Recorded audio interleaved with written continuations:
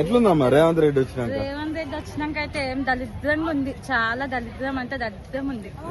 ఏది మంచిగా లేదు, ఎవి ఇస్తున్నారని బీదోళ్ళకి అందరికి నాశనం చేసినారు. ఏమి ఇస్తున్నారని అంటే ఆయన ఏమంటున్నాడు అంటే మిమ్మల్ని కోటీశ్వరాలను చేద్దామని ఏడుకని పోతే నన్ను దొంగను చూసినట్టు చూస్తారు అంటుండు. కనిపిస్తుంది కదా కోటీశ్వరాలు ఎంతగానం చేసిండు వాడు. ఏం మంచిగా చేయలే. ఆయన ఉన్నా ఒకటే సచ్చిన ఒకటే. ఎందుకంటే బీదోళ్ళను దోసుక తిన్నారు. ఎందుకు అది భూమి నుండి కూడా వేస్తారు.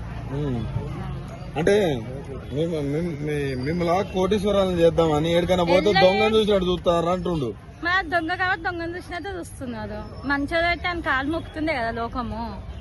కానీ దొంగ మాటలు అన్ని ఏవి రాదు, పింఛని రాదు, ఏది రాదు. 4,000 కదమ్మా, 4,000 వేస్ట్ అన్ని అన్ని మాటలు అన్ని వేస్ట్. కానీ 4,000 లేవు, ఏం లేవు. 4,000 ఏం లేవు, అవన్నీ వేస్ట్. అంటే మళ్ళీ మీ ఓట్లు వేస్తే గెలుస్తాం, మహిళలు ఓట్లు వేస్తే గెలుస్తాం అంటుండు కదా. మహిళలు ఓట్లు వేసే పరిస్థితి ఉందా? ఆయనకైతే లేదు కానీ కేసీఆర్ కి అయితే గెలవాలని దేవుళ్ళకి మొక్కుకుంటాం. గానీ ఆయన ఉన్న ఒకటే సచ్చిన ఒకటే. మాకైతే అంటే ఏం మంచిగా చేసిందని ఏది చేసిందని ఆయన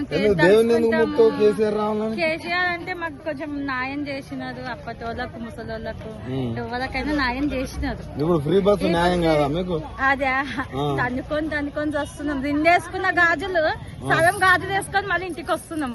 అవునా? అట్లా అవుతుంది. ఏం మెలుగలేవు. ఆయన ఒకసారి ముందర పెట్టి మమ్మల్ని ఆడలను మాట్లాడమనండి, అప్పుడు చెప్తారు జవాబు. సాటకు మైకు ముందర ఎన్నైనా మాట్లాడతారు, 1,00,000 మాటలు మాట్లాడతారు. 500 గ్యాస్ వస్తుందా? ఏమొస్తలేదు, 500కి వస్తలేదు.